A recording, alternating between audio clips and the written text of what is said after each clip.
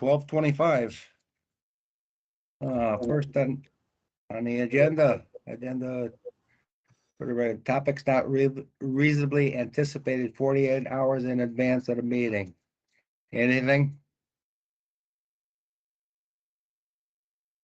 No, the housing authority has nothing. All right. Approval of the minutes. I have a couple of corrections, but they're just like spelling, grammatical stuff. We don't need to go through those, typos, stuff like that, but can we just accept them, accept the minutes as amended?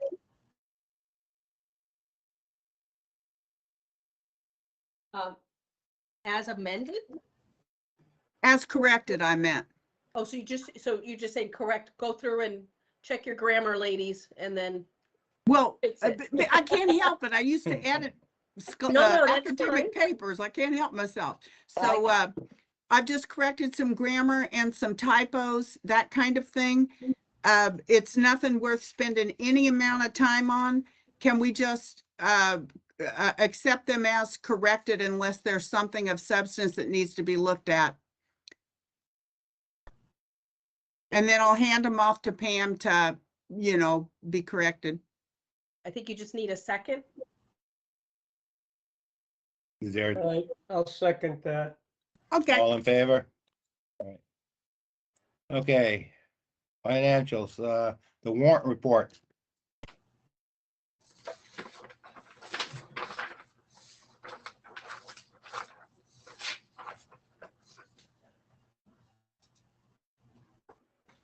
I'm not sure if you have any questions. There's really not anything exciting on the warrant report, other than the usual monthly expenditures. Right.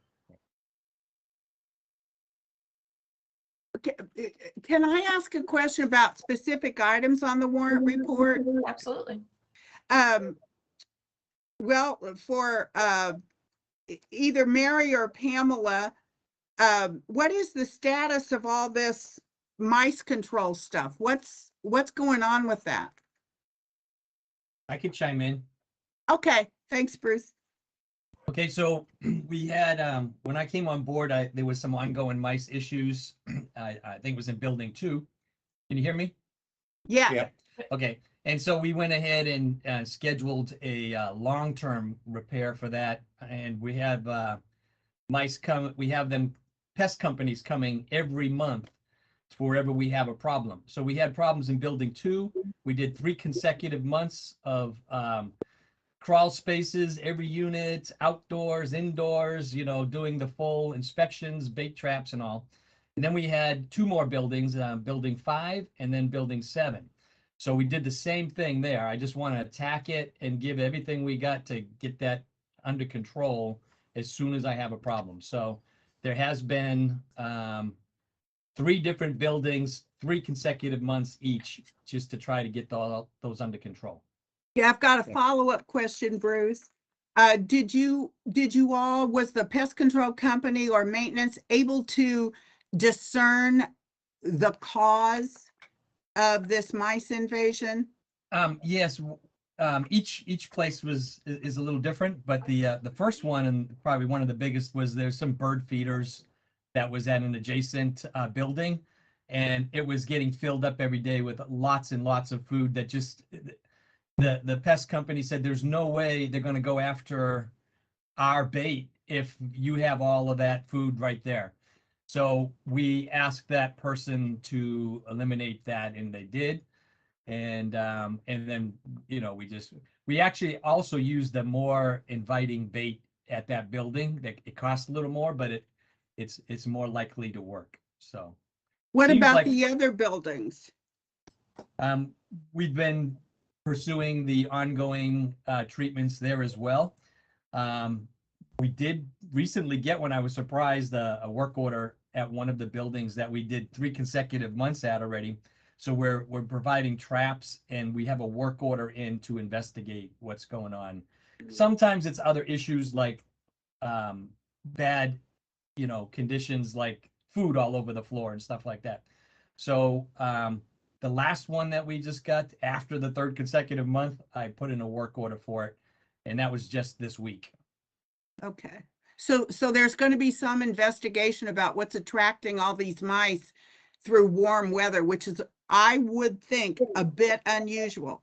They will sometimes come in the wintertime, those field mice, they'll come in the wintertime seeking warmth, but I think it's a little shocking to have them so attracted in the summertime when they still should be out in the fields. Right. I heard that the drought conditions added to that because the mice were trying to get in and find water because it was a drought. So it's not just bird feeders or people putting out food for the animals. It's also if people have containers of water for whatever purpose, they could be coming in for that. Okay, gotcha. Right. So it wasn't at this housing authority, but at one of the other ones, that's what the issue was. It was pet food and pet water was out, and that was attracting the mice. So Okay. All right. Any other questions on the warrant report?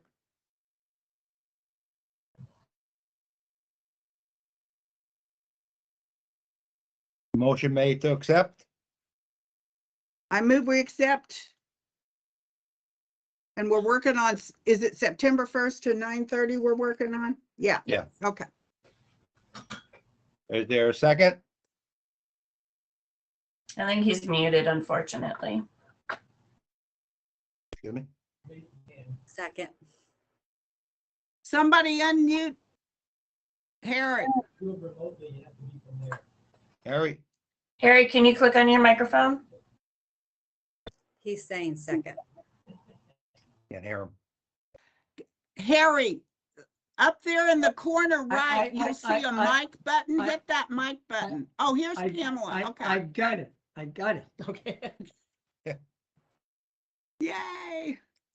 I'll have the double G&T with the lemon and Gotcha. lime. I seconded the warrant Second? motion. No. All in favor? Aye. Aye. All right, next one, the treasurer's report.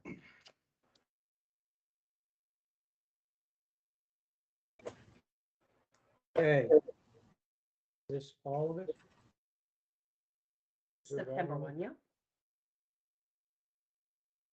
Okay. Any questions on our treasurer's report? We're still operating 2 checking accounts, Kerry, Yes, we are. and I thought we were not gonna have Peoples at some point. I am trying, Harry. It's becoming quite the process. It's basically what I have to get our comptroller, the vendor web it's called. I have to get the direct deposits out of People's and into Greenfield Savings, and I'm having a heck of a time accomplishing that. But I'm working on it. So it's the direct deposits that are increasing that balance Current, From 20 yes. from 2,500 or so to a little over $8,000 in September.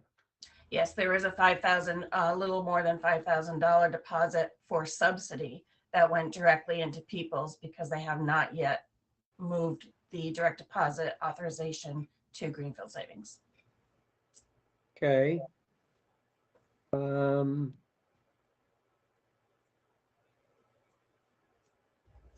And the $20,000 reduction at Greenfield Savings, that is the payment of all of our warrants and bills, correct? Correct. Your rent is deposited into that account and then the warrant comes out of that same account. Okay, so just one quick question. The warrant was, the total warrants were 34,000. And so difference between 70 and 50 is 20. Where'd the other $14,000 come from to pay the bills, please? Those would be your rents collected. Rents collected.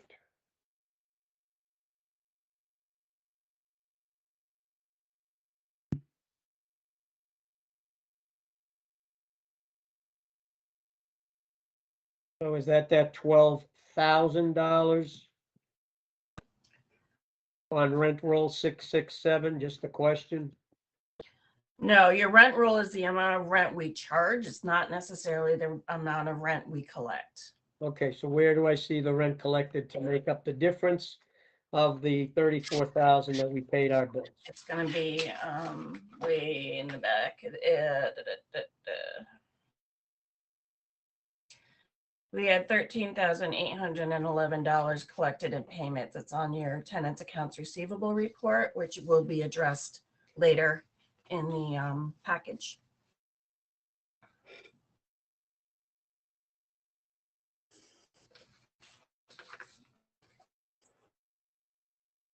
$13,811, I see it. Okay, I would, I don't have any other questions, so I would make a motion to approve the treasurer's report. Is there a second? I second. All in favor? Passed. Aye.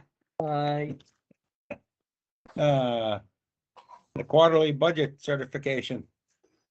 Okay, so we are at our quarter's end for September, which is actually also our year end for September.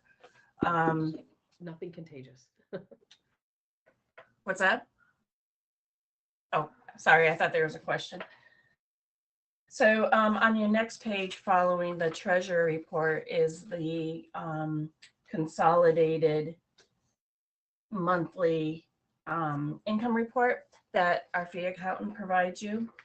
We're going to be discussing it a little bit more on the operating statements, but bottom line, at the bottom of it, you're going to see our budgeted ANUEL was $240,000, $240,063.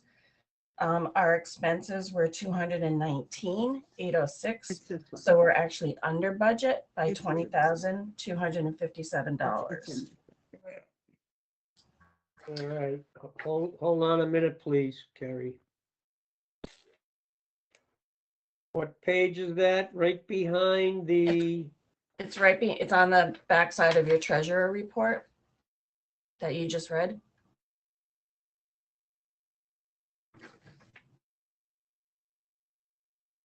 all right, you're stating numbers, I'm not seeing them, so you have to show me what, Is it about the fourth page in from the treasurer's report? No, that's No? actually your the quarterly statement or the year-end statement that is printed out of HAFIS. Can you show it? Can you hold it up so we can see what you're looking at, Carrie? Oh, it's a sideways sheet.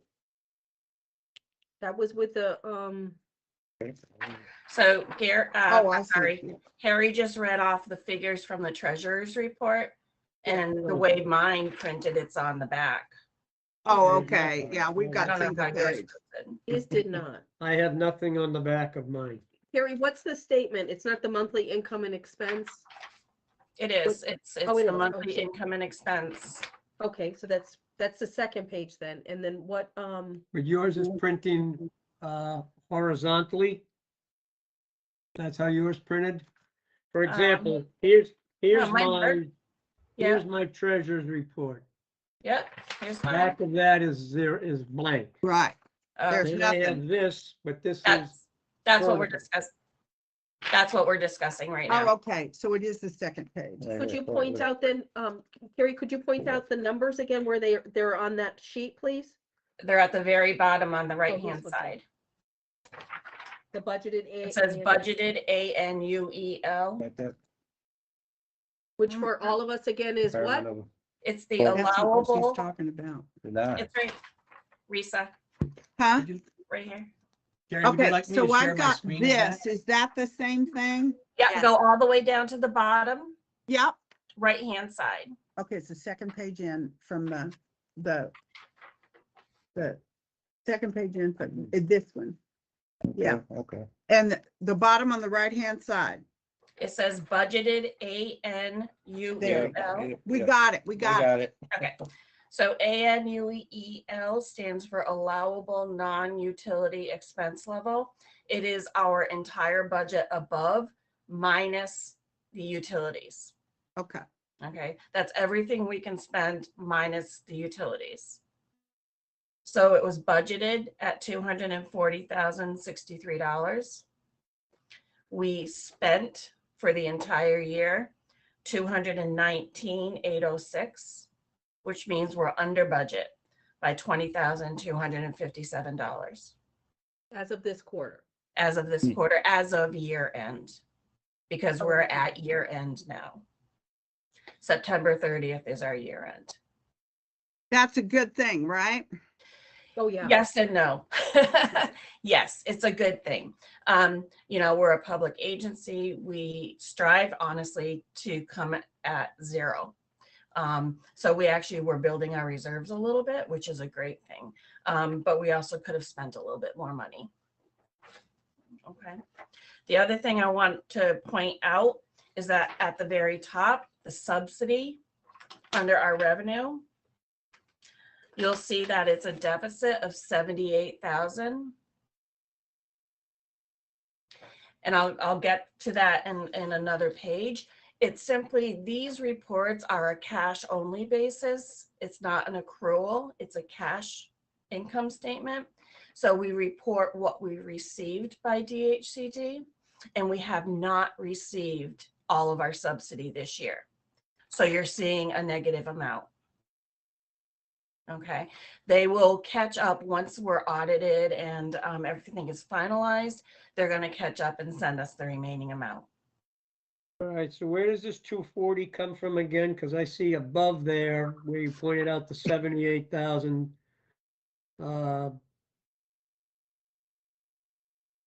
Okay, the Under 240. budget, 78,000 is under budget, right? It's budgeted for 92, we've spent 14, 78 under budget. Nope, actually that's our income. We didn't spend it, we received it. We're budgeted to receive the 92,000 in subsidy. We only received 14,000 and they Right. have yet to give us the 78. Who's the they, the DHCD? Correct. And when do they generally send that?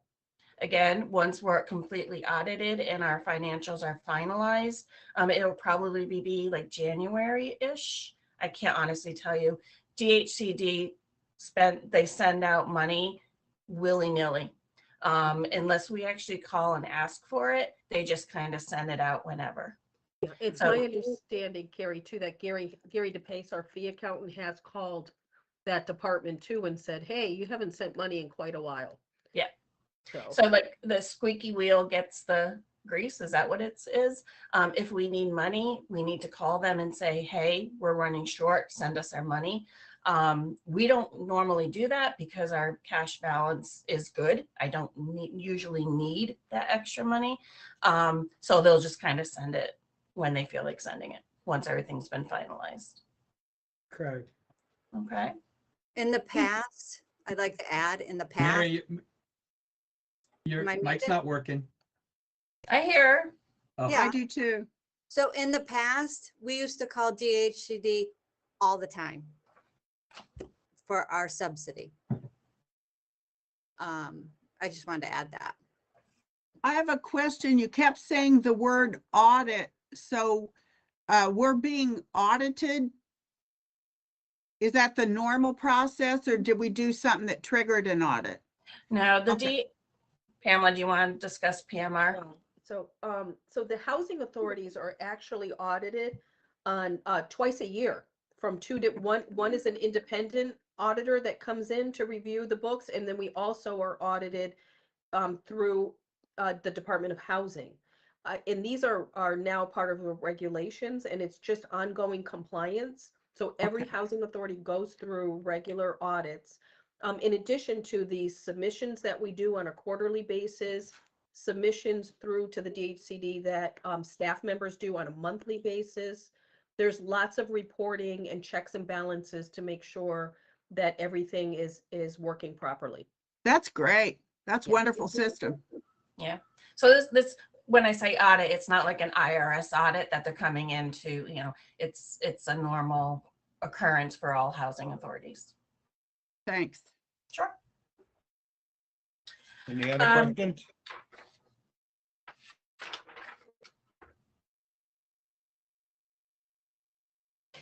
So because this is also year end, a little bit further back, the income statement that you held up, Reese, that looks like this.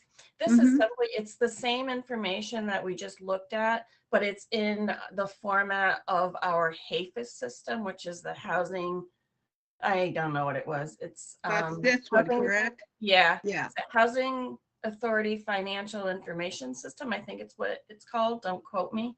But it's our HAFIS system. We input all of this information, and then after you certify them that you agree with them or accept them, we'll load it up into HAFIS and submit it to DHCD. So it's the same information, it's just in a different format. Gotcha. So that brings us to, again, the operating statements, income statements are the same. There's also a budget included in your packet, which is right after your quarterly operating statement. Is that the one called Department of Housing and Community Development Balance Sheet? Yes.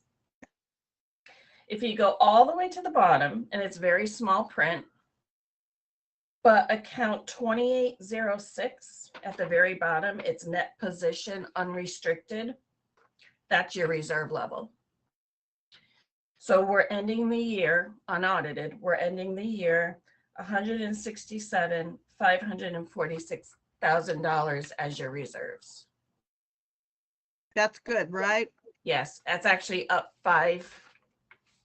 It's a little bit more than a 5% increase over last year. It's very good. Your reserves have been climbing every year. That's wonderful. For the past 4 years.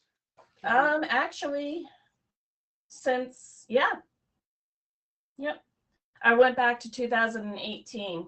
In 17, the reserve level was at 27%. It can't dip lower than 35%. It's 35% of 50% of your expense level. It's kind of complicated. So in 2017, it was 27%, so it was too low, and there was issues with DHCD, and now we are at the end of this year, we're bringing it up to 79% for you. We're getting really healthy, aren't we, financially? We're getting very healthy financially. Very Wonderful. healthy. Yep. So can I ask a couple of questions on the numbers here, please? Sure. When I look at the quarterly operating statement, that's also year to date, right? It's the quarter, but it's also it's updated correctly? Yes. It encompasses the entire year, Harry. Our fiscal year runs from October to September. So it's the fourth quarter end, but it's also the year end. Okay, so let's look at the, I don't know which page this may be. You know, it might be helpful in the future that these are numbered, these have page numbers on them. Mhm. Like at the top or the bottom, so we can say page 2 or page 4. Sure. That would be helpful, so that we know what page we're looking at. But since I don't have that, let's look at the page that shows total revenue of 338,651 and some pennies.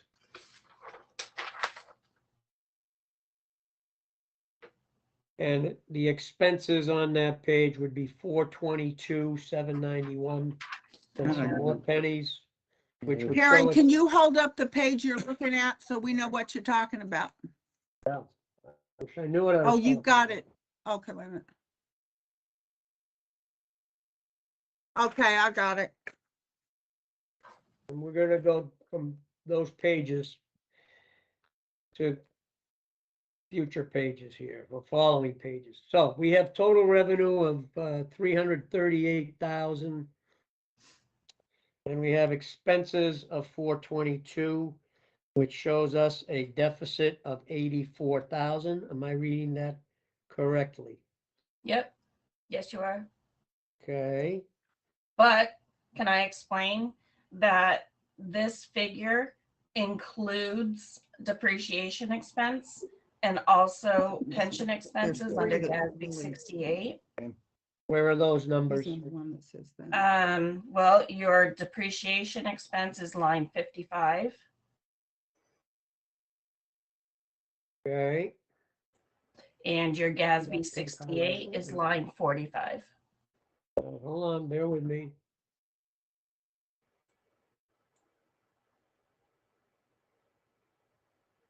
Now that pension expense, where does that go? Does that go to the Hampshire County Retirement System? So it's actually, both of those are non-cash expense line items. This is a cash income statement. Depreciation is a non-cash expense, as is the GASB.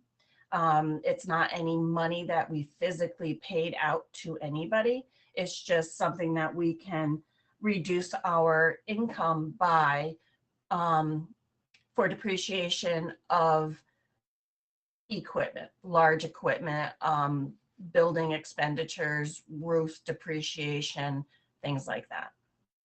All right, so the pension expense is a negative number, the depreciation is a positive number. The net of those 2,800, 93,000. If you take that out, that 84 negative becomes 9,000 positive roughly. Sure. I didn't do the calculation, but that sounds reasonable. Well, I'm just looking at the 95,812 minus the 2,853. Mhm. So that's 93,000. When you remove that from the expenses, 93 from the 84 is about 9 grand. Going the other way. Okay. So the next page, look at the next page, we have something similar. 217, 283, again, the depreciation, that kind of stuff. So the 66,000 negative becomes a positive number. Same on the following page as well. Okay. So just to clarify what you're looking at in the upper right-hand corner here, your first page where you stated 217,000 as income, that is the 667 properties. Those are your state elderly properties. The back page is your 705s. I say back page. I don't know if your next page is your 705s. These two combined give you the figures I was discussing. On the front, on the first page, correct. Yep. So we have to break down our elderly and family units in HAFIS, but it's a combined report, the one I was originally discussing. Yep, and I see if I take the 66,000 negative and the 17,000 negative, that's roughly that 84,000 negative on the summary page. Correct? I follow it, don't worry, I understand it. Okay. I see what you did. Okay, Okay, so all of this brings us to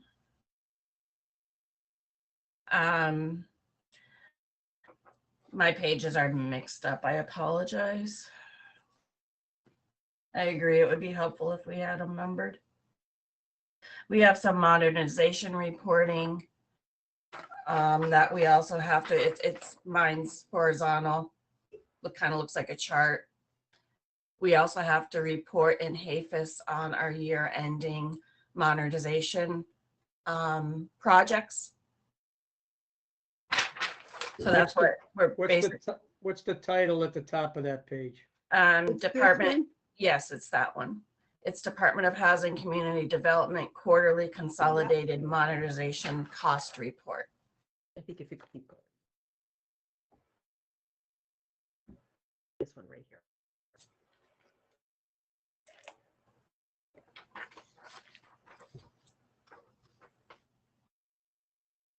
And what is this again? These are your capital improvement projects. Oh, okay. Number 117068 is now closed. That was flooring at 101 Burkway. 117075 No, she's on this. are page. boilers at buildings 3, 5, and 7, and that is also closed. Off the very next page. And then 117082 is the one that we're just starting with the window replacement. We've only spent $5,500. Oh, that's wonderful. Who's doing that? Yay. Bruce.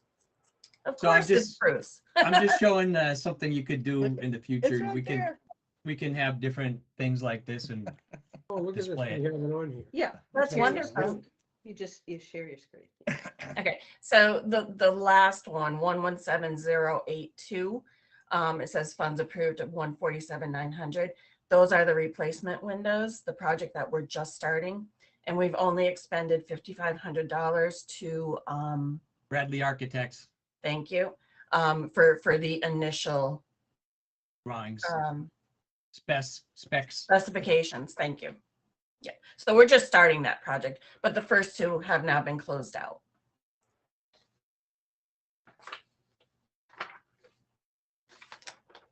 Does that make sense? So because this is year end, you're going to find in your package, we have some certifications that we need to do. Usually quarterly, I just need you to approve it, and then Pamela signs off on it, and we'll submit the minutes and the certification to HAPIS, and we're done. At year end, we have 3 different certifications we need to do. So I basically need you to vote that the first one is that you're accepting the certification of top 5 compensation form. It looks like this. And it's all zeros. We have to submit, What is that? it's called a fiscal year end form and certification. Bruce, can you share that one? Perfect. And what is this again? The 5? This is your top 5 salaried employees for the fiscal year. And you'll notice they're all zeros because Hadley Housing Authority does not have employees, all of the employees under the Amherst Housing Authority. So I just need you to say, yup, you're right.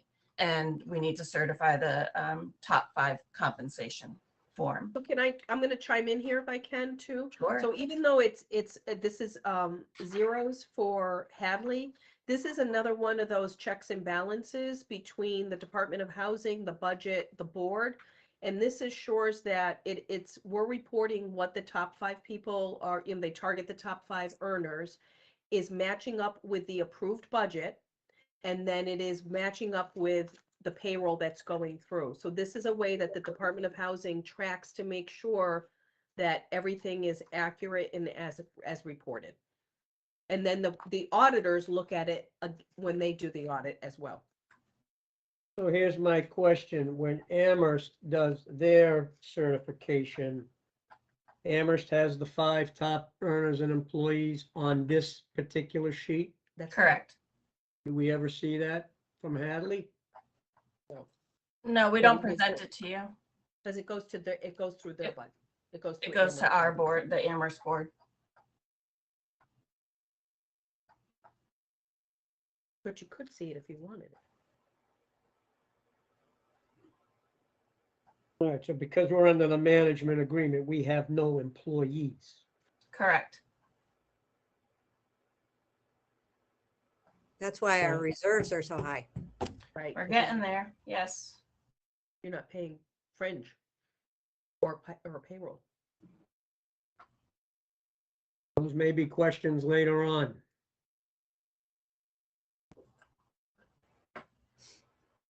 Bruce, where do I share my screen? At the top, that next to leave, it says share. You see, you have Oh. camera, mic, share, and leave. Open share tray. And then you can choose what you want to share, a specific app, application, or a whole screen. You could share like your second screen. You see it? You have to choose which one you want now. Yeah. There you go. Where's Yeah, it you showing just- you? Yep, and sometimes when I'm in there, I have to just rotate, I have to go view, Okay. rotate left, That is so counterclockwise. cool. Okay, I never knew that. So I do need a vote that you accept the certification of the top 5 compensation form. Yeah, A motion made. motion made, seconded. All in favor? Aye, Or you could do discussion. get through this. Okay, where am I now? Wonderful. All right. The second certification, Oh, the lead compliance, I remember seeing. this is that. a certification of compliance with notification procedures for federal and state lead paint laws. And it's basically certifying that the Hadley Housing Authority is in compliance with our lead paint. And who certifies that we're in compliance before we sign? I do. I'm telling you that we did that. Where do we do it? Do we have like a check sheet, somebody sign off on it? I don't know anything about lead paint, poisoning, and all that stuff. So we're required. But you're asking us to sign it, so Yeah. I'd like to know why or what it is. So what happens is we're required by law to notify residents of lead paint. For our 6-6 program, it's not applicable because we have no children under the age of 6. So it's a law, the lead paint law. In family housing, anytime we house a family tenant, we give them the information about the law. And then there's the blue sign-off sheet, which comes from the Commonwealth, that says we're disclosing all information about if there was any testing for lead paint, if there's any lead paint present, or if there's no knowledge of lead paint. And we check no knowledge of lead paint because the development Burke Way is older than, it's what, 78, Bruce, that they stopped lead paint? It's younger than 1978. It was built in 1992, right? There's no lead paint in the Right, but- 705. But I think the use of lead paint stopped in 78, Bruce, or was it earlier? I may have lost Bruce, but it's an early 70s date, and we, Sorry, I was muted and I was looking at the regs for it, so. I was answering, but I didn't realize I was muted. But we don't have any lead paint at our complex here. but we're still, even though we don't have lead paint, we're still I required to understand. advise it. So that's what that is. I understand that. And what's item 3, residential property renovation? There's 4 items on here. First 2 are lead paint, and the fourth one's 3 are lead paint. What's the third one? What's residential property renovation? Those are following the regulations, right, Bruce, of if we're doing renovations when the unit is occupied. That, so like if we do a, like what we're doing over in Belchertown, the asbestos abatement, there's notifications that we have to follow with things of that nature. And the same thing with the deletting. If there was deletting, there's a whole series of notifications that need to go to the tenants about those things happening. None of which is happening here in Hadley for this fiscal year. Right, so the supporting documents that go to this, that you've signed or that you attest have done, you have those somewhere. We're just merely signing that this has been done. Yes, yeah. And where are those documents? You have them? There's a file for lead paint. Okay. All right, So I just need a vote to accept the certification of compliance.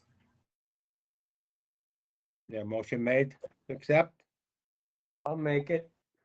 second. All set. Who seconded? Rich. Okay, Yeah. thank you. And then we all voted yes, I Yeah. think. Yes, I voted. Okay. And then the last one is the certification of year-end financial statements and tenants accounts receivable data that we just had that discussion.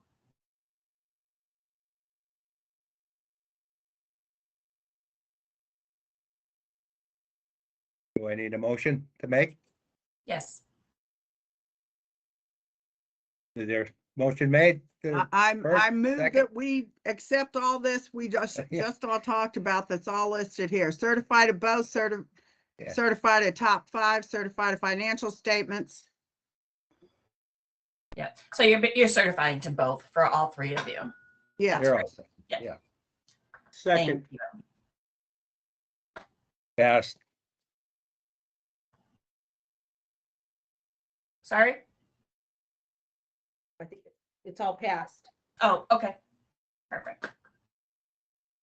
How do I stop? Stop. All right, so, okay, you found it. Okay. We're Thank all- you for all that.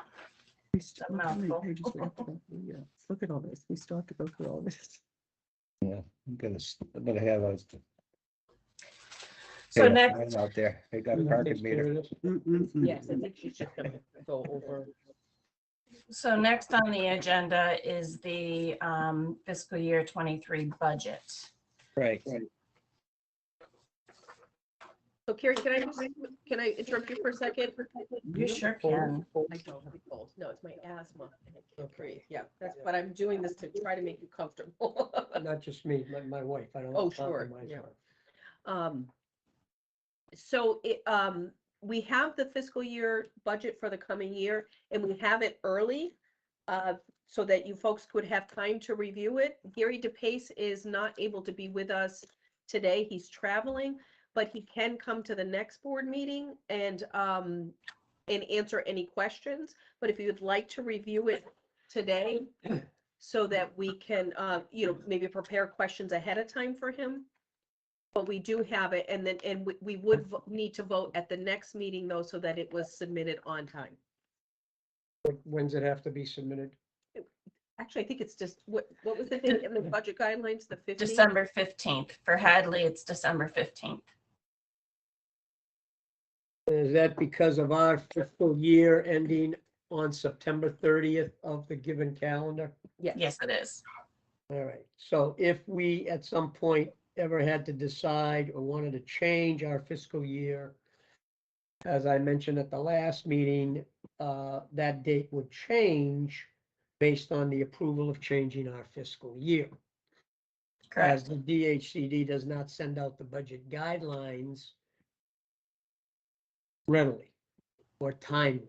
I'm not sure which words you would use, but I would think where a 23 budget, you would get the guidelines depending on people's fiscal years. But No, it Well- doesn't happen. no, we all get it all at the same time. I mean, you have housing authorities that have a July to June fiscal year, and the budget guidelines come out in September, so they're already a quarter behind the 8 ball. So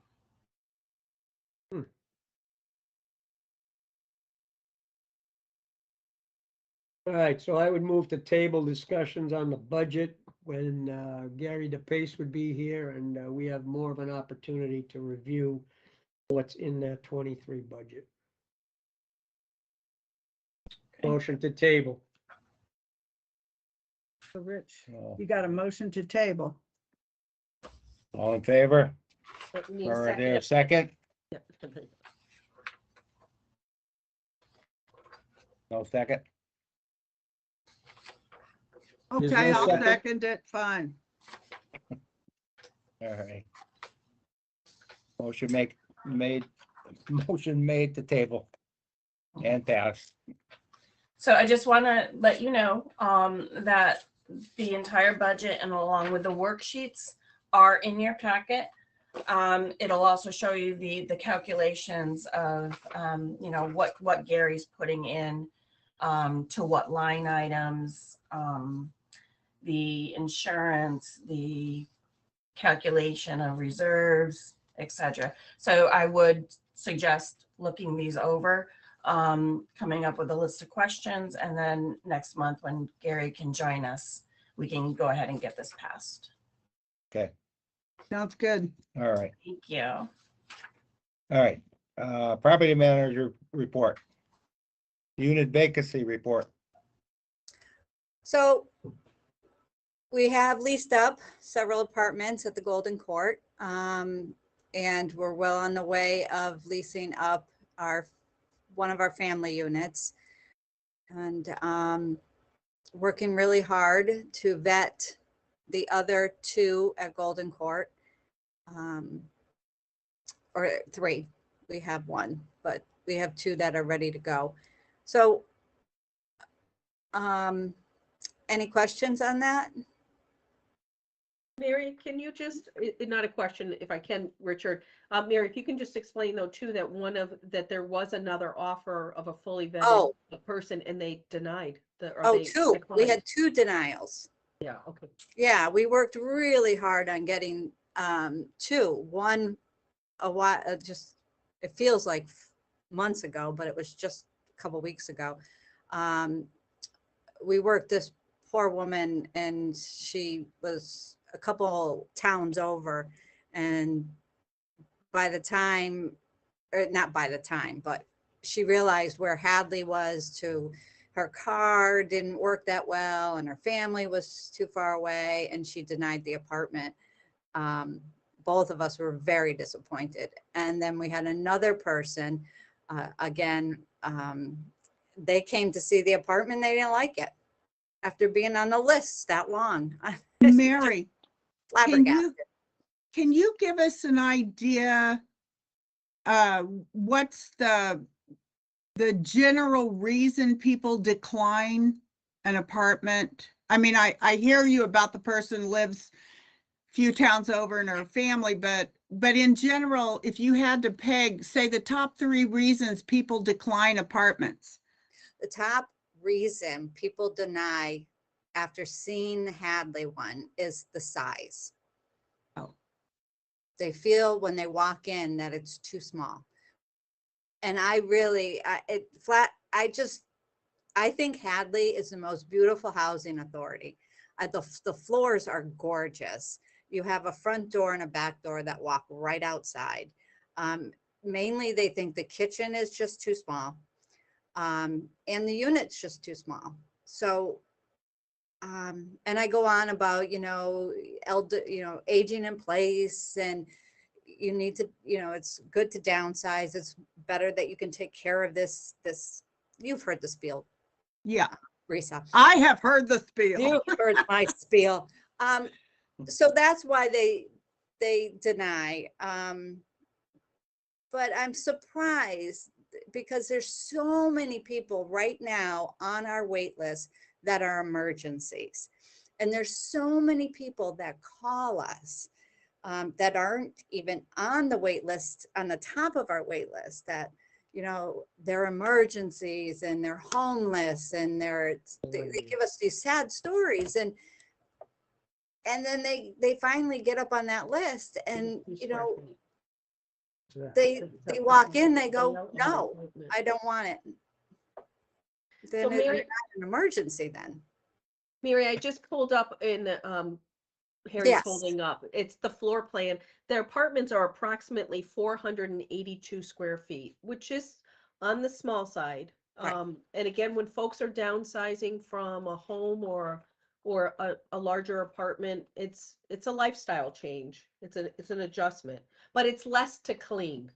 That's what I would say. say. Yeah. And you have the outdoors, and in some housing authorities, you walk to a hallway. Exactly. Yep. I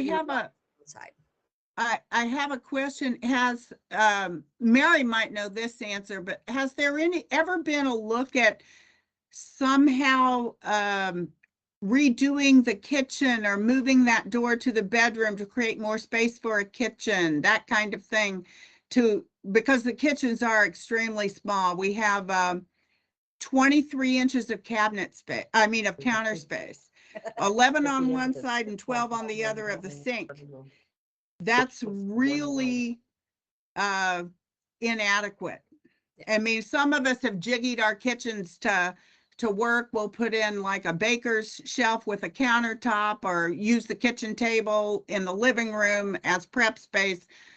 But has there been any look at kind of, maybe, for instance, Bruce, moving that door to the bedroom over a few feet to create more of a kitchen space? Well, we did modify a unit. We modified a unit to be more accessible for a wheelchair. And that was removing the closet. So, and creating a closet on the inside wall of the bedroom. So you lose space and you make the bedroom smaller. And it did make we made the bathroom bigger and the kitchen bigger.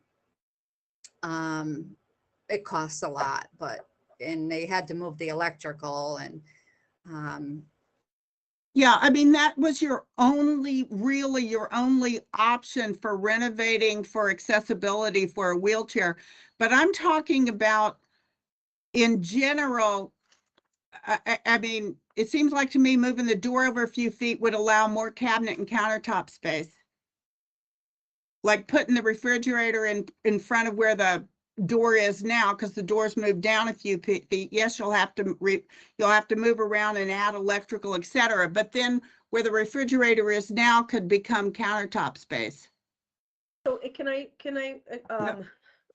speak on that? So there's just, at this point, there's just not enough funding.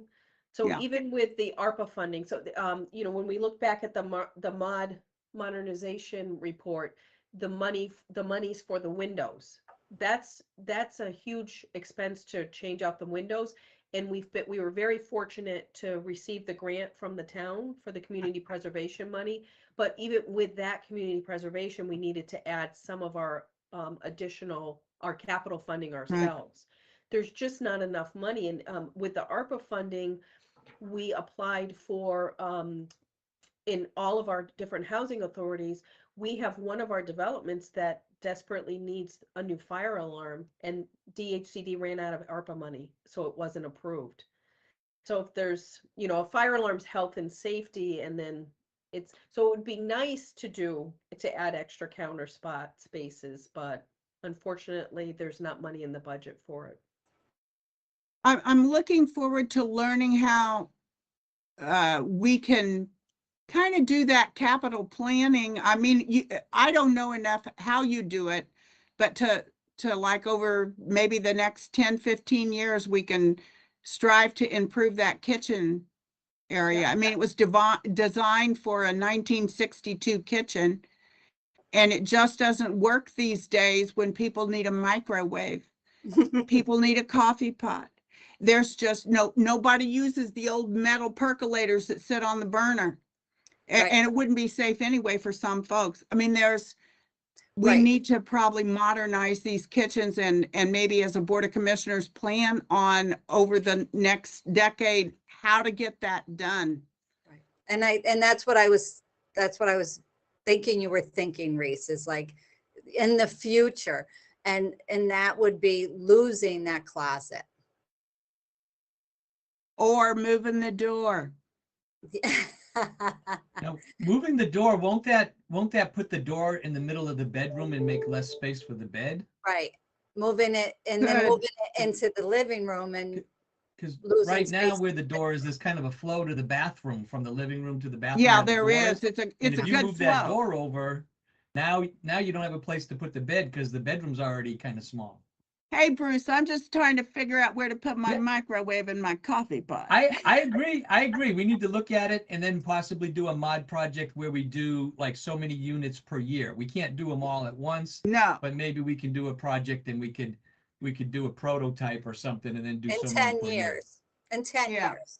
like Yeah. somebody moves out, we take over the place, we do a mod, we do that mod project and see how it works out.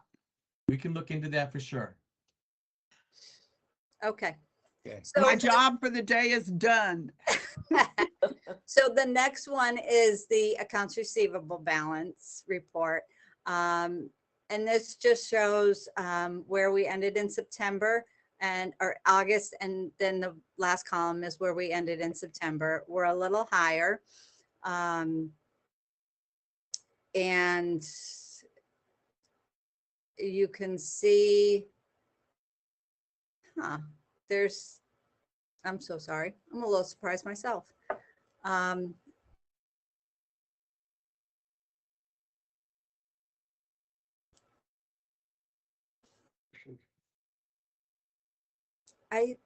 the rents are up. So it looks like, You did recertifications. Yes. Yeah. So you may have recertified, you know, at higher levels for the new rents. The third column in credit, some people actually prepay their rent. right, So we have a little bit of a credit balance going on, not too much. And then we did recently start charging late fees. It's $25 a tenant for habitually late tenants. It's not something, you know, our system will automatically apply a late fee to a tenant who has a balance on the first of the month. But if it's somebody that we're working with and, you know, we know what's going on, we understand, we have the right to reverse that. Any late fees that are being charged are for people that have been carrying a balance and maybe not necessarily making an effort to work with Mary or the property manager to come up with a repayment agreement or something like that.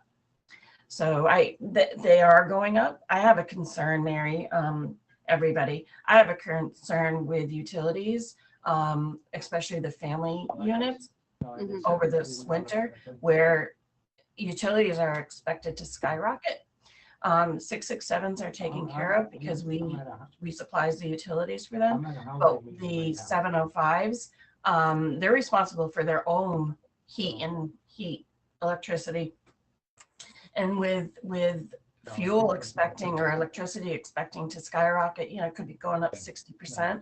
I'm concerned with the 705s that the 705s are going to go, that tar balance is going to get much higher over this winter. I'm hoping we can, you know, work with people and they need to notify us of what's going on so we can work with them. So Kendra did put in, Kendra put in the newsletter, the information for fuel assistance too, because all of our residents can apply for fuel assistance, and our resident service coordinator, Kendra, can help them apply as well. So they do The have family units. the Family family units. units, yeah. Yep. and I am working with one of the family units. I sent her a notice to quit. So she is working with Raft. So she's collecting, or going to be receiving some Raft money to help her. And another tenant, should be here. Maybe it didn't. She paid, a large, it will show next month. I She believe paid she a large did. amount. Yeah, She- that in October. So October's balance will come down. Yeah, she paid a large amount on her bill. Thank you for doing this, Carrie. Sorry, guys, that I was shocked because Carrie did this.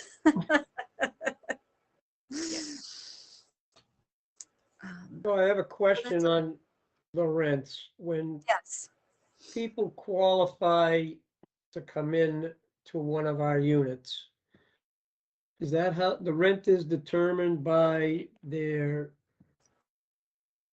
their gross, income, Yep. their means to pay? How is that determined? their And the rent, reason for the question is because if rents are gonna be increased, can these people afford the increases in rents, or how is it reevaluated? their rents are, for 705s, our family units, the rent is 27% of their income. And it's calculated that way so that they pay their own utilities. Whereas the 667s are elderly disabled units are 30% of their income. So the family units,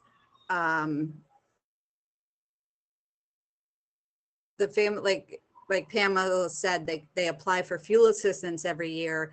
And I've known these tenants for quite a while. And I do know most, if not all of them, do apply for fuel assistance. And they're all gas. We have gas heat over there. So it's not such as oil, which is, you have to pay when you get the oil. I think Harry's saying, okay, so that low income energy program has a certain amount of money, and then depending on the number of applicants, they divvy it out and then the folks receive their check in the spring. Is that right? No, the fuel assistance program pays, they send their bills to fuel assistance. Fuel assistance pays their utility bills. So some portion or all? They'll pay as much as they, fuel assistance, depending on your income, like housing, depending on your income, they allot you this much money. Yeah. So it's the cost of living in New England. Right. So So can I chime in here? So just to further explain, so fuel assistance will have a budget, and I believe they receive some ARPA money too. And it ends up getting divvied up depending on the number of people that are applying. Right. Some years you'll get more. Hopefully this year they'll get more because they have some ARPA funding. But again, back to because Harry, I think I heard Harry say something about their income and means to pay. So when a tenant has a savings account, investment accounts and things of that nature too, those are only counted as an asset at 1% of that total. It doesn't count as income from a retirement account or an investment account until they start drawing down, and then it's counted as income. So it does go off of the gross income of the individuals, and then there are allowable deductions for qualified medical expenses, and qualified medical expenses come straight off of the IRS tax form of whatever you can deduct from the IRS, you can deduct in housing. And then food stamps, fuel assistance, and programs of that nature are not counted as income. So that would be above and beyond. and we also have the state also allows for a deduction for a minor, and they allow for a deduction. We also offer a heat deduction. So there's also deductions through the CMR, 760 CMR. We have other deductions that are offered. Okay. Or given, I should say, not offered. We give them. So can Kendra help these folks through that? Yes, She helped Absolutely. them apply. Yeah. absolutely. So I would like to jump into when I think I heard Harry say that when rents increase, we are not increasing their rent. The rent increase is simply because their income is allowing them to pay more rent. We're not jacking up their rents and making them pay. It's just that their income is allowing us to have a little bit of a higher rent because they can pay a higher rent. We receive subsidy back from the government that's helping us bridge that gap between our revenue and our expenses. And so each year residents have an annual redetermination, and it's based on when they move in. If you move in July, you're going to get information around July to recertify your income, and at that point is when your income would change or go down. If folks, especially it does typically happen in 705s, but it could happen with the elderly and disabled. If somebody loses a job or their hours go down, they can ask for an interim redetermination, and we can lower the rent. So that's the nice backing of living in public housing. What are they required to provide? A tax return based on Oh. income that's increasing? If the income is increasing mid-year, mid-return determination, pay stubs. Okay. And one final question on this accounts receivable. What happens to the $50 late fee? Where does that go? It's minuscule, but just a question. It's added to their ledger. As I'm looking at these numbers, I see how you get them. You take the August balance, September rents. Difference between September rents and payments is roughly $2,300 added to the previous balance. I can see the 12,772 balance, which includes the 322 credit, but there's no accounting for where that $50 goes. Again, minuscule, just a question. I don't know where it goes. It's not in these numbers. Yes, it's in your revenue on your income statement. It's in the others. Let me get the language for you. It's other revenue. Yeah, so it doesn't non-subsidy come, it related. doesn't come into the receivables. Yes, it is in the receivables. It's added to their ledger. But on It's our, in the bond, it's in the 12,000, It's in the what? the 12,000 figure at the end, the September balance, 12,772. Not the way I figured it. That's why I'm asking the question.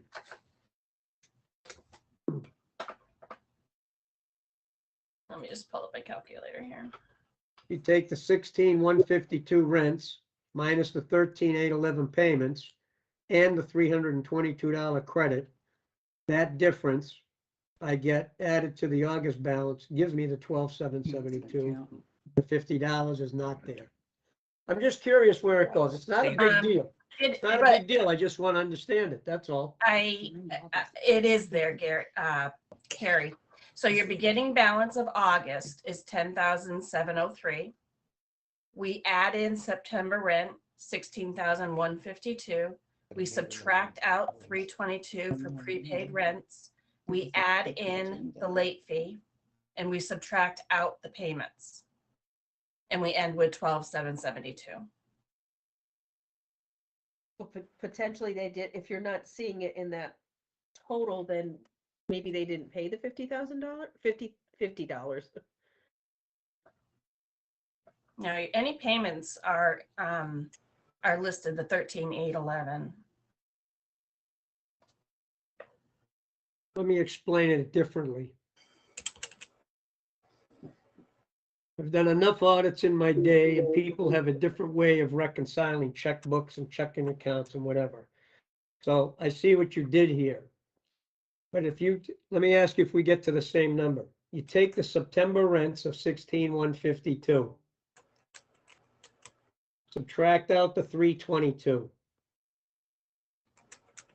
And the payments of 13,811. That's 12,772. Oh, there it is. 1217.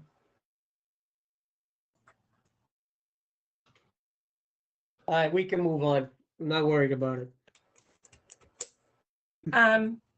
You were. It comes to 12,722. You're missing the $50, but we can move on. All right, let's go ahead. Facilities. Yep, go ahead. Hey, capital? Any report on that or?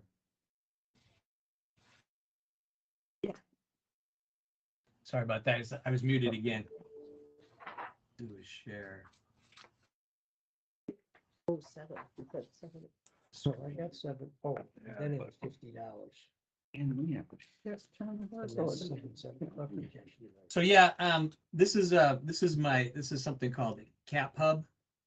And this is what I go into for projects. And Bruce. am I on? Yeah. So this project is the window project 117082.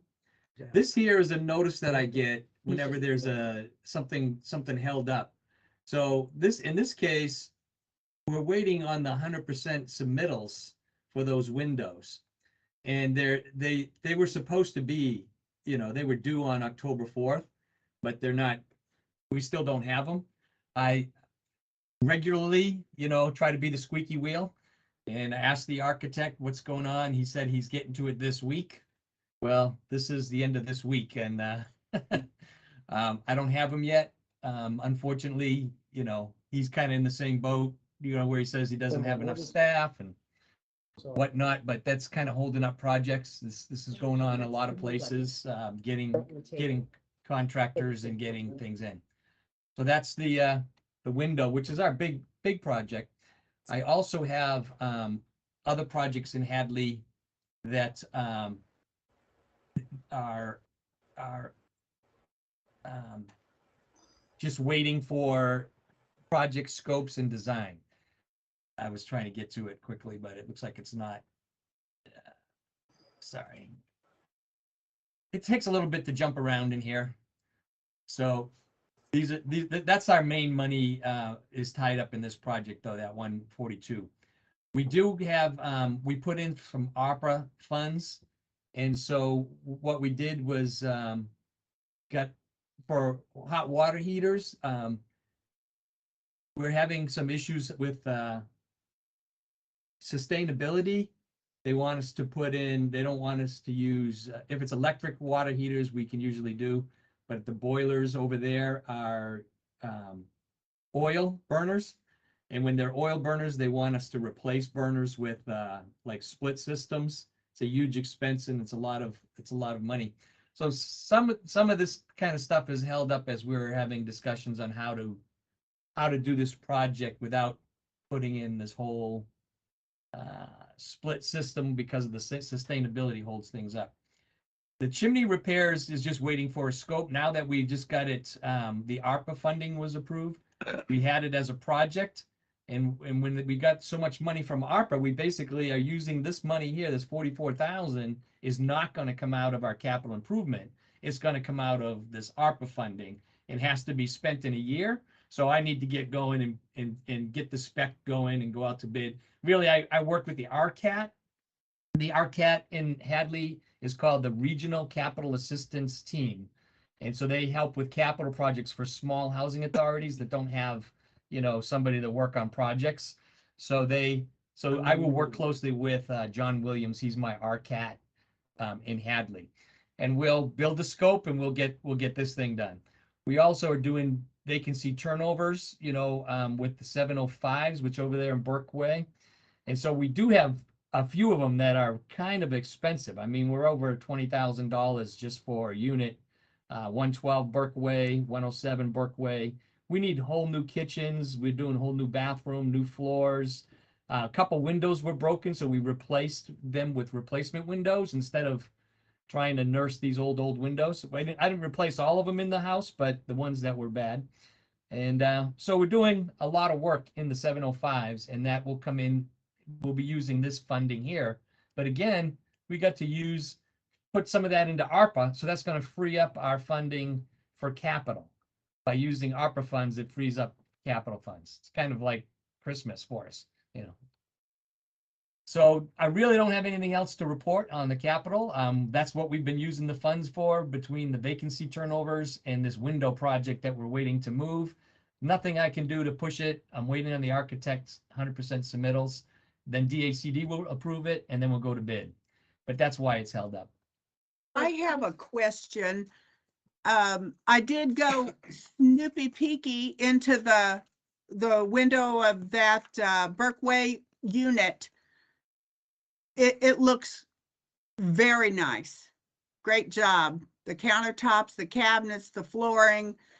But would it be possible for the Board of Commissioners to take a field trip through that apartment before it's rented out so we could get a picture? Yeah, this is 112. No, I don't know. It's Yeah. the one on the end closest to the community building. Yeah, I'll stop sharing. Pamela, I'll let you answer that. I don't have a Yes. problem. Is that okay? so it's, we can bring you into empty units just so that you have an idea of what the units look like. Yeah, yeah. For sure. Yep. I have a little more work to do. I've got new stair runners going in, and you know, but it is coming along quite nicely. One of the things we did over there at 112 is, Yeah, we just don't want to say the address, that's all. Oh, I'm sorry. That's okay. I'm sorry. That's So, one of the 705s over there we're working on, what we're doing is putting in solid doors instead of the hollow doors, because they always get damaged and we're always replacing them. So it costs a little more, but well, it's vacant and we're turning it over. We're putting in heavy duty tracks, heavy duty solid doors for the closets and the doors, because we just think they're going to hold up better. And so those are some of the things that they're not all hung yet. They're in the unit painted. If you looked in the windows, you might have saw that they were there. We did put some new flooring in, and the kitchen cabinets aren't done because some of the cabinets, they have long lead times and they came in damaged. So it really pushes us back to get them replaced. They're putting a, you know, express order in, whatever, you know, to try to get them quickly. But I'd be happy to show it off, you know, how nice it looks and how far it's come, you know. So Pamela, can you work with Rich to arrange a field trip for us? Yes, yep. Yep, and I think it would be best to go in once it's completed, Well, But can we do it after- before the end of November, say before Thanksgiving? as long as it's completed. Oh, before you leave, sure. Yes, absolutely, yep. Okay, thanks. Hey, Bruce, quick question, who are we working with on chimneys? I've been in those.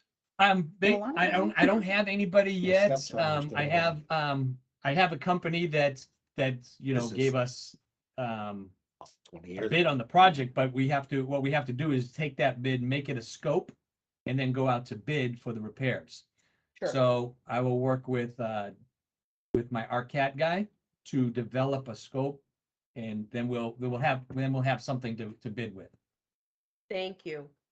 I do have a company, as a side note, it's not repairing the chimneys, but cleaning them. So I do have that scheduled. The company that actually has been doing it for years and years. They did it 4 years ago.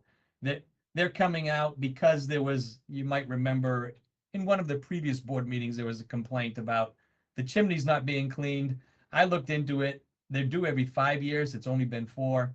I'm going to have them come out anyways, just to try to appease everybody, you know, and just make sure everything has been cleaned and taken care of. So I do have chimney cleaning done and inspection, but then this other repair needs a scope. Okay, Thank you. Yeah. all right, so now, Next would be the work orders. Any question on work orders?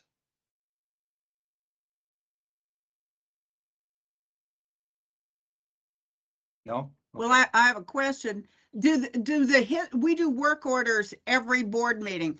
Do the work order history give us a tip off or a clue about, say, catching stuff before it gets bad? So we know how to step up, say every 6-month inspections. Maybe some of this stuff could be picked up on instead of waiting for tenants to report. If we looked for it at the twice a year inspections, say when the fire alarms or smoke detectors get checked. You want me to answer that, Bruce? yeah, Okay, sure. so we do at annual inspection, that's one of the reasons for annual inspection is to catch things ahead of time. Right. And then so that is done, and then so you'll see work orders for inspections when they're done at those times of the year. And then we also do during the fire inspections, there's a visual of just health and safety issues, blocked egress, Right. anything needing a battery. So What they about- are- Do you look under the sinks? Because that's usually a big deal, the dripping P-traps and stuff under Yes, the, so we follow the Massachusetts Department of Housing, correct, Bruce? Their method of, and HQS standards from HUD for inspections. And Bruce, who's in the Brady Bunch corner, Bruce was the state trainer for the Department of Housing. so we are so- getting these inspections done right. Correct. Yep, we're implementing some new changes going forward. Great. But it's myself, Mary, just myself and Mary in this meeting were trained by Bruce when he was at the state level. Okay. So it's no joke. We look at and I'll tell you, to this day, when I walk into a bathroom, I take my knee and hit the side, right, Bruce, to see if the Toilet's loose. the toilet is loose.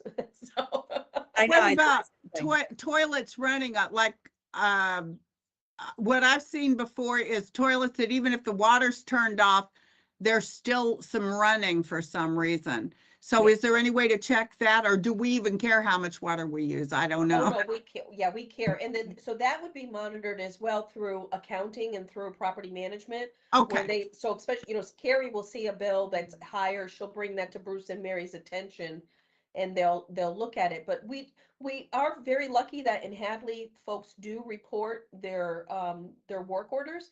And we don't have an abundance of work orders either. They're just, when Right. something's broke, people do call to have it fixed.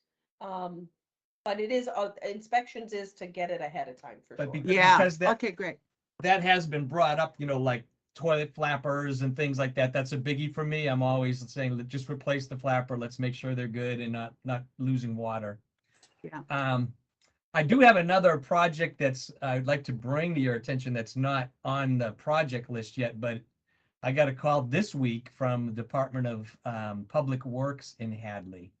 And the fire hydrant is leaking. So I'm up near the front of the property. So we're going to have to replace the fire hydrant. So I'm doing the initial work on contacting contractors to come out and verifying the leak. They told me that the actual fire hydrant's leaking. So that's not going to be cheap, but it is something that I need to address. I did find out that it is our responsibility from the main street out there. I think it's Highway 47. We have a water main. It's like a 6-inch water main that goes all the way back to Burke Way. So it feeds all the buildings at Golden Court, plus it also feeds Burke Way. And that water main has had some leaks in the past. We had repairs done, I think in the last year from the invoices I've seen.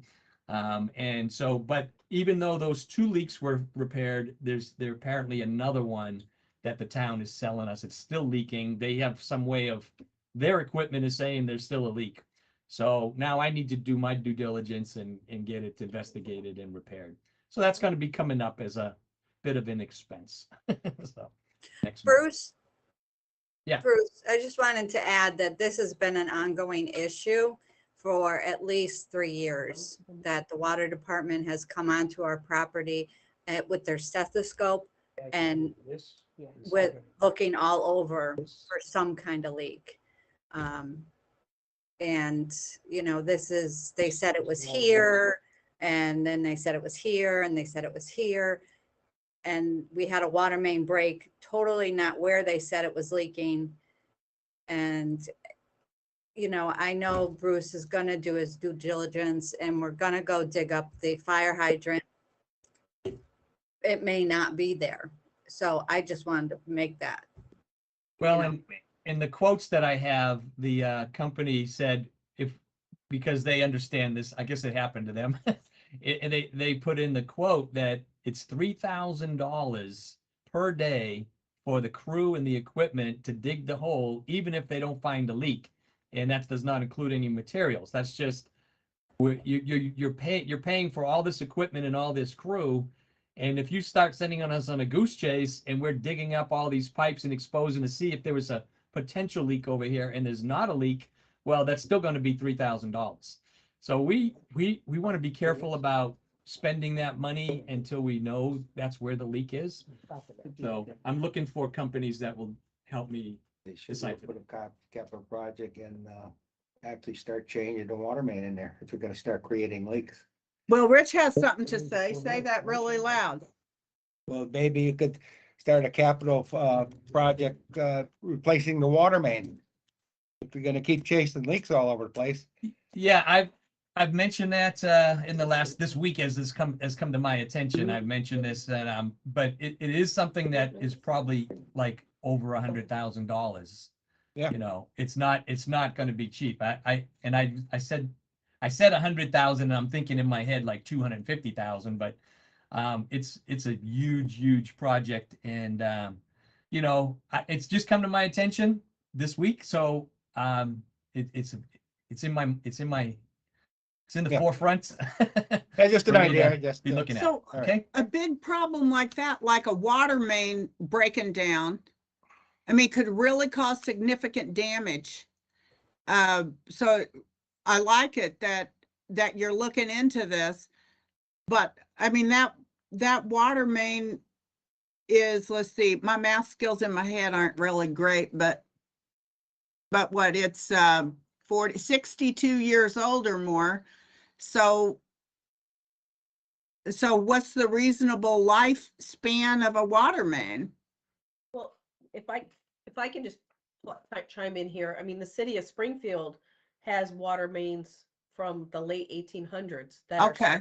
So it depends on the materials, the composition of the soil and things of that nature. But we will be looking into how to get it done, how to get it paid for. We will be begging DHCD for some emergency money. That was my next question, of course. But, Plus there's Mr. Bi- CPA money. Oh, CPA money, huh? I think that you have somebody from the Board of Commissioners on the Community Preservation Commission now, so I'll put a word in. Okay. Who is that? Reese. Oh, We all set with the, we Work thank you order. for your service, Reese. We thank you for your You're service. Just trying to make everybody's life easier, you know. The Preservation Act there, yes, yes. we ready to move on? Always. Okay, reasonable accommodation policy. What the heck is that? So I'll speak just real quick on this, and then I'll let Reese and Mary speak as well too, because Reese and Mary did meet with the tenants. So this is pretty much a boilerplate policy that the Department of Housing, we should have entered this in beforehand, but due to the workings of the board, we haven't been able to get this through.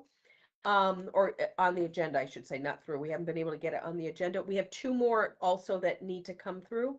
So the reasonable accommodation, we've been following the Mass Legal guideline for reasonable accommodations, and we've also been following the lease on how things work with Hadley and the reasonable accommodations.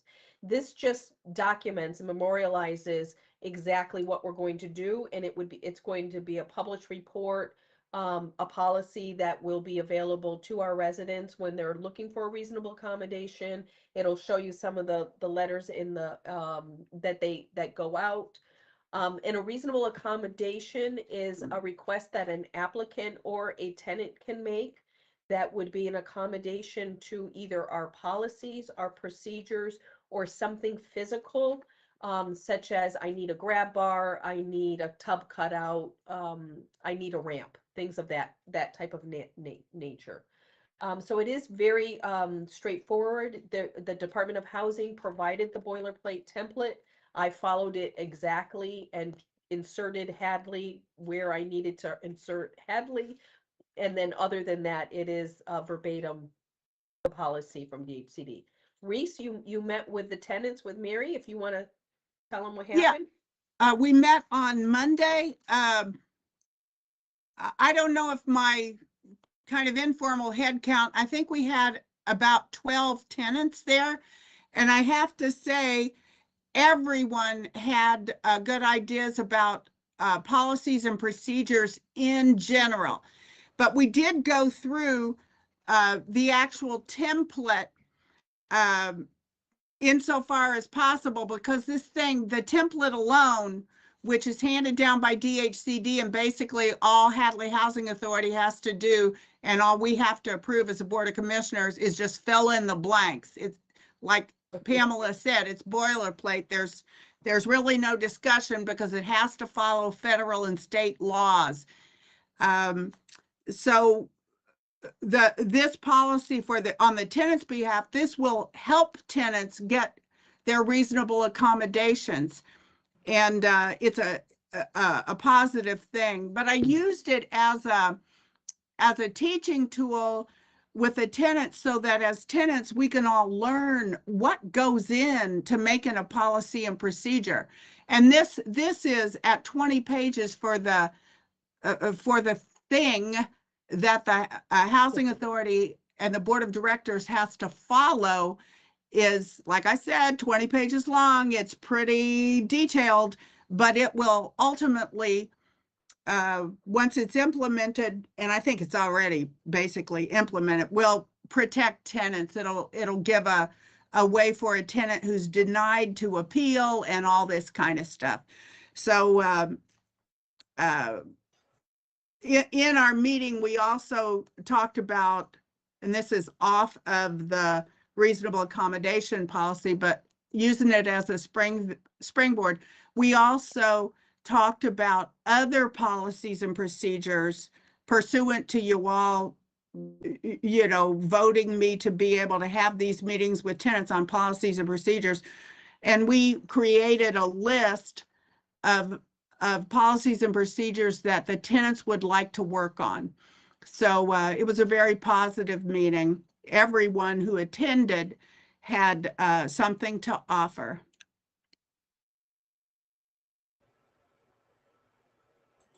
But Rich, we need a motion, please, to accept the reasonable accommodation policy for the Hadley Housing Authority. Right?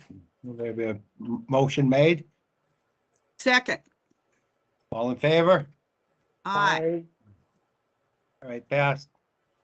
Let's see. Commissioner discussion. You- Anybody have anything? Reese, do you want to report on our visit to the select board, or you're leaving that to me?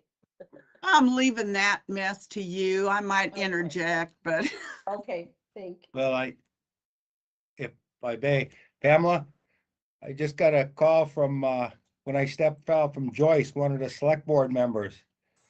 They wanted to know if your meeting was still on with them on the Wednesday. So that was actually in a board correspondence. I did get an email from Jane Nevin-Smith and Carolyn Bresnahan, and they were offering 2 dates on November 2nd or December 7th. I actually thought it was December 7th, but November 2nd or December 7th for the Board of Commissioners to come in and meet with the Board of Selectmen. So What's the reason? It's the follow-up of when Reese and I and Mary went to the Board of Selectmen's, remember I talked to you about just confronting head-on the interference from the Board of Selectmen towards the Housing Authority, and how the issues that it's creating. Reese, you have any comments on that? well, I mean, I can say something now or I can say it at this meeting. Do you want me to say it now or? Just to report them if you Just want to to. report, well, I think maybe the issue was there was one or more people on the Board of Selectmen that assumed that the town of Hadley has authority over the Board of Commissioners and how Hadley Housing Authority is run. And I clarified that with the help of town council last night with a Board of Selectmen member. And I think the issue is clarified, but it might remain that the select board as a whole was unaware of conversations by particular Board of Selectmen people. And I think probably this does need to be clarified. I mean, the tenants, we all live in Hadley, and there needs to be a good working relationship and positive regard, and most of all, respect for the different roles and responsibilities that we have. Board of Commissioners has one, Hadley Housing Authority executive director and staff have another, a myriad of roles, in fact, and the Board of Selectmen has a completely different role. We all need to get along. We need to work together for the bettering for all of the citizens in Hadley. And I think that probably does need to be made clear, but town council did clarify for a Board of Selectmen member last evening and about that. The town of Hadley has no legal or financial interest. They have no role or responsibility with the Board of Commissioners or Hadley Housing Authority, except by state law to appoint terms of Board of Commissioners who left for whatever reason. And in my case, because we had no local tenant organization, the Board of Selectmen then interviewed and voted on who would be the tenant rep, but they don't have any role other than that. And the governor appointee is appointed by the governor. So I think all of that was clarified, and the town of Hadley does not own this property or any of the buildings on it, which was a misunderstanding that a Board of Select Board member had. So the town council clarified that last evening. Okay. All right, thank you, Reese. Do we still want to meet with them, Pamela? I do think it's important that, so that the whole, one of the points that one of our board members has been making is that there is a lot of misunderstanding and miscommunication going back between some different agencies within the town, or excuse me, different departments in the town, and the housing authority, and then to get everyone in the same room so we're on the same page. So Exactly. Why So don't- while one select person was potentially educated last night, there's an entire select board. There's some new folks on the select board that may not understand the relationship between the town and the housing authority. Or So the I- Board of Commissioners. Do you want to set up a time with them then? Yeah, could we do the December 7th? I think the November 2nd might be too close. That's I just can't one do thing. December 7th. Okay, could we do November 7th, or excuse me, November 2nd? Yes, What's November? What? that'll be Wednesday. No, I can't do Wednesdays. I can't do November 2nd. I can ask, I believe the Board of Selectmen meet multiple days, or excuse Okay. me, every week they meet. I can go back to them and, See if you can get a request- different time than a Wednesday, yes. Yeah, Okay, thank you. you're welcome. All right, any more things, yep. Harry, you have anything? No? Board commissioners, discussion. Just a question on timing and circumstances, setting our meetings. I guess we couldn't meet on Tuesday at noon because the town clerk's office wasn't open, or we couldn't get it posted. Then it got put to 3 o'clock, which was not doable for some of us. We knew the meeting was gonna be on Tuesday. Maybe we could have had that posted with the town clerk on Monday or Tuesday or Thursday instead of waiting till Friday at 11:45. So just a timing issue there. And then, I guess the one that I've been hearing about is the 5th member appointment. And when we got the letter from the former 5th member in April or May, that was her last meeting. That's when we thought that the 120 days would kick in if the DHCD was notified right away, and I guess that didn't happen for whatever reason. So timing on some of these meetings or appointments or things, maybe we need to be a little bit more aware of that. And I go back to the regular meeting on Tuesday. That could have been posted a week earlier. We knew when the meeting was. We knew we wanted it at noon. But it didn't get posted on Friday, and then the meeting got put to 3 o'clock and no one could make that. Consequently, we're here today. So just a timing thing for information. Couldn't we have a standard meeting date and time? Yeah, can I speak to this? So yes, we typically are meeting on the Tuesdays, the third Tuesdays of the month. But so what ends up happening is, and I did explain it to the town clerk, and it was just it was a comedy of errors, not funny, but between, because the town clerk's office is most certainly open 9 to 4 on typical days. It was just a happenstance that there was some issues on that particular day that we were posting. What happens with housing authority agendas, and it may happen with other board agendas throughout the town, I don't know, but I see this happening in all kinds of other housing authorities and in the other communities that we work with. That we get last minute submissions for our agenda. And then when you post a meeting and then you amend it, there is confusion. There's mistrust from the tenants. They don't understand. They may have looked at the previous agenda and didn't see an item, and then it shows up, or an item may have been removed, and they say, wait, I came to talk about this item. So that's one of the reasons why we typically hold on to the agendas till the last minute. But I have talked with the town clerk, and going forward, we will post it earlier, and then we'll just all need to be aware that if there's an agenda revision, that there may be questions that come up about was it legitimately posted or not, and we'll just deal with those. But we will most certainly going forward post those earlier. And then as far as the state appointee, the Board of Commissioners had agreed to hold on while we were getting a resident board member first. Because we've had all new turnover with the exception of Richie. And then there's a learning curve. But the governor's office does have the appointees' information that was forwarded to the Department of Housing. And it should be that office should be making a decision soon. And if they don't, it will go to the Board of Selectmen. When would it go to the Board of Selectmen?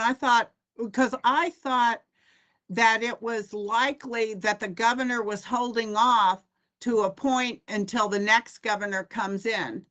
That's true, but we can't force the governor to do something. It depends on how busy the governor is. So they may or may not be able. I mean, especially within this governor's cycle, it's a completely different regime coming in.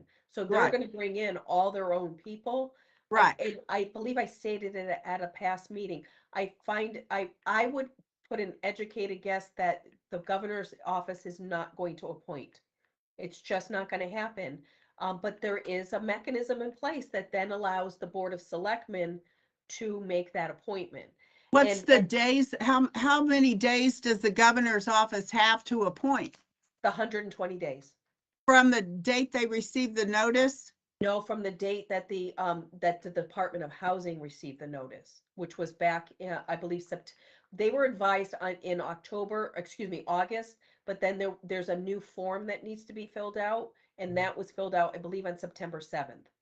Okay, so the governor's office has 120 days from September 7th. Correct. And then just going back to that selectmen's meeting that Reese and I and Mary went to, that was one of the concerns that we had too, was that with these appointments, that the Board of Commissioners should be involved with the Board of Selectmen in interviewing candidates for the open seats. When we were there that night, the Board of Health was attending the meeting, interviewing candidates for an open spot on their board. So that's something we advised as well, that the Board of Commissioners for the Housing Authority should be involved in these decisions. Yeah. All right. Well, let's move on. Board's correspondence, Robert's Rule of Order. I move that we adopt Robert's Rules of Order as our meeting format, which we mostly do, by the way. I'll second that unless there's anything new that Made would the motion. help. You're doing a second? I'm doing the second, but I also had a statement with it. Well, I'll do the second on Robert's Rules unless there is something more recent with all the internet. Maybe there's a different format. I'm familiar with Robert's Rules through all the years I've been involved. That's why I would second that. But I don't know if there's anything that's better has come along since Mr. Robert and his rules. I don't know. I can speak to that. There's a new edition of Robert's Rules of Order that has taken the whole Robert's Rules of Order parliamentarian system by storm on the internet. And it's overwhelmingly liked and appreciated, and it does incorporate these electronic meetings. And Robert's Rules even has a website with a users forum that you can see in real time that talks about issues that come up. You can post questions to it, the whole thing, and have all these experts respond. Parliamentarians all over the world use it. So it does work well with our virtual meeting format. Number 10. Yes. And of course, we still have to abide by not only the open meeting laws, but in the state of Massachusetts, there's rules about how to conduct a meeting. There's in particular rules about disruption of meeting. And we have not been vigilant to the point of some of our meetings based on these minutes have been very disruptive. We need to stop that immediately because it's not fair to the public that attends, let alone the Board of Commissioners that have to do work. Okay. So my All right, motion, my Yeah. second stands to the motion that Risa made. Motion made and second. All in favor? Aye. Pass. Aye. All right. Executive Director's Report. She'll be right Where'd she here. go? We had a woman knocking on the door, something about her windows, and so Oh, here's Pamela, Pamela. we're back, we're ready to go. Here we go. Calls. Your report, your My report. So I'll keep it quick because somebody's got to go to Can our you- soccer Can you game. put these back? Over there? Sure. Yeah, thank you. Yeah, Right. So I did the window. I'm gonna put the highlighters back. Hold on. I have a 3 o'clock game in Granby, so Pamela's gonna speak fast. Okay. So let's see. We already did the joint board meeting of the selectmen, so that's good. So then, let's see, the only other thing I have is, so Hadley TV, Alex, I don't know, Alex, if you want to speak. We, got some correspondence from the Hadley Public Access TV that they'd like to, record our meetings for the future. We communicated back and forth that because it originally came through one of our board members and not our chair. And then we got a letter which I mailed out to the commissioners a couple of weeks ago. I'm hoping that you all got it, but it was just citing the freedom of, it's kind of freedom of information and the right to record public meetings as long as everyone's aware of it. And I do see that Alex is here. So I do think also by having these the virtual meetings that it does help to have a little more clarity for the meetings that are going on online. The only other thing, I have two other things, is we do have a new property manager starting for Hadley. And that would be a gentleman that will be starting on or about November 7th. Is that correct, Carrie? Barring any unforeseen circumstances. So that will be a welcome addition and we'll introduce at an upcoming meeting. And then the other item is the Mass NARO conference is coming up. And for those of you that don't know, I don't think anybody's been on one yet. It is several long sessions, day-long sessions of trainings on all different items, from how to hold a board meeting to reasonable accommodations, all different types. There's stuff just for boards of commissioners too. Yep. So the main part of it is on Monday, on the Monday, is it the 16th or 15th or something like that? It's the 14th. The 14th. Yep. Yeah. So the big meaty stuff is on Monday. It's an all-day thing. Little bit of stuff on Sunday evening, little bit of stuff on Tuesday morning, but the big stuff is on Monday. So I'm going. Is anybody else going to go? Yep. So Harry's going. Yay! Rich is not going. And myself and Bruce are going. And then we do have 6 other commissioners from our other 2 housing authorities that are going as well. And we are piggybacking on a couple of the other housing authorities, Ludlow, and potentially Granby, and Palmer, Munson, Brimfield, with their commissioners. And it's a great opportunity for the commissioners to get together too and say, because every housing authority is autonomous and you have your own policies and things. So there's a lot of learning and best practices and networking, and, just really learn a couple of good days of learning. So we're kind of excited about that. So other than that, and I will follow up with the Board of Selectmen to see about a date other than a Tuesday, to see if they could accommodate maybe a special meeting. That's all I have. I do have a comment about the recording, is to caution everyone to not mention unit numbers and to not mention tenant names or anything that possibly could be identified back to a tenant. Because if these are recorded, then the public can see it on YouTube at any time, and it just puts everyone at risk. That is correct. Yes. That is correct. Okay. Thank you. So do we Good. want to set a date, Richie, for the next meeting? Yeah, we'd like to, yes, if we.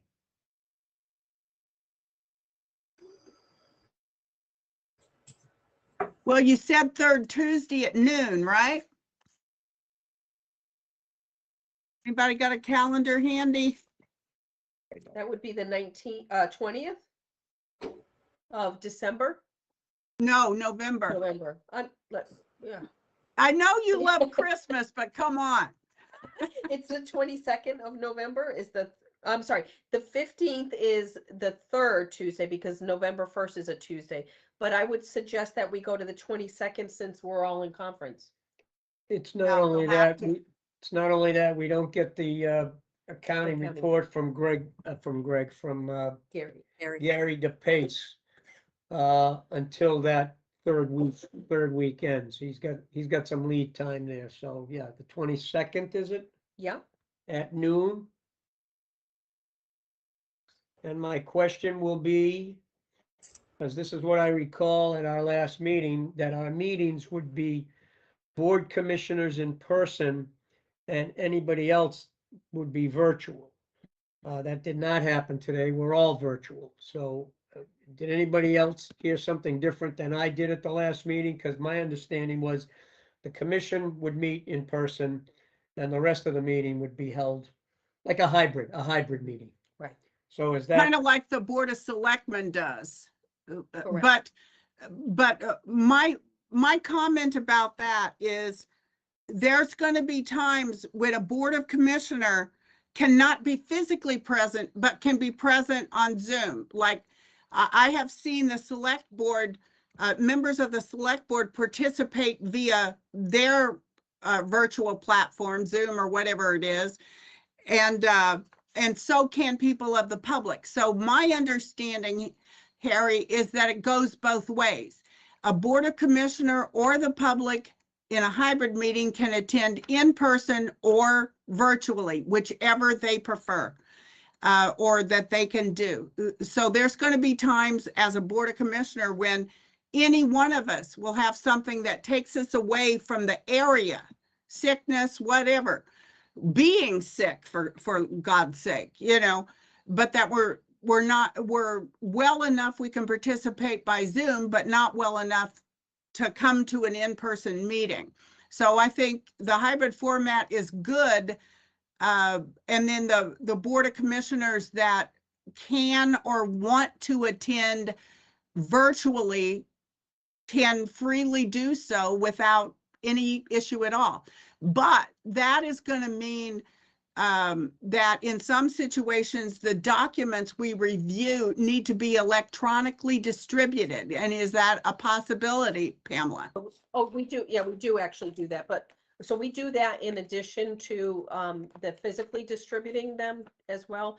But so the other problem, so what Harry's bringing up though too, is that we were previously meeting hybrid, but then we were allowing the public. This meeting was completely virtual. And this came about because I had called Richard and asked that we could go completely hybrid because the public participation had grown out of hand. And there are the viruses are going on again and just all kinds of different issues. And he said yes for this meeting.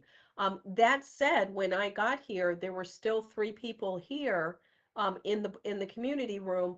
And there were some people over at a unit, 4 people standing outside that had also tried to come to the meeting. So the tenants weren't listening. And this goes back in the June or July, when we were doing the hybrid where it was the Board of Commissioners could be here in person, but that the public had to join virtually. And we ended up having to call the police, unfortunately, because the tenants several, 2 or 3, got out of hand. And then we can't, so we're all for public participation and freedom of speech, but when it impedes government acting, we can't have that happening. Right, So but I mean, I think that's one reason why we're instituting Robert's Rules of Order, where there's a clear mandate to remove any member of the public who is misbehaving or disrupting a meeting to the point where the board can't get the work done. It's a problem. We're not the only government board of commissioners that's having this problem. You can see it in the user forums. It's all across the country where members of the public are disruptive. But I still don't think that that's really the focus. The focus is to make it, all these meetings have to be open to the public, and having a all virtual or hybrid format allows the maximum number of the members of the public to participate. And it's also extremely convenient for the housing authority staff and the Board of Commissioners. So instead of focusing on, these tenants, which, I don't think that should be our focus. I think our focus should be having a hybrid or even an all virtual meeting actually increases the opportunity for the public to participate. Unfortunately, Thank you. Bye-bye, Harry. Yep, thank you. Okay, all right, so we've lost our quorum. okay. Nothing we're- else to decide, but this next, Yeah, and we're, yeah. I vote to adjourn. okay, but Judy called. He- no, Yeah. he's motioning to adjourn, but I say, no, I don't want to yet until we get this set right now. What format is our next meeting going to be on November 22nd, so that there is clarity? Okay, so I don't think we actually need a vote for that, which is No. good because we don't have a quorum. Right. But I would request that we're 100% virtual again. So that we, especially going into flu, COVID, That's right. travel, holidays. You're just- right, Pamela. We don't test for COVID in drive-throughs anymore, but you know who does? Sewage treatment plants. And the viral load in sewage is through the roof. Almost every county, over 90% of the counties in the USA are on red alert for virus in cess. Basically, it's cess. Yeah. Is that okay with you, Rich, Sure, that we but do that? We Okay, can stay virtual, sure. okay, perfect. All right. All right. Well, I guess. What a meeting, I tell you. Public comments, don't.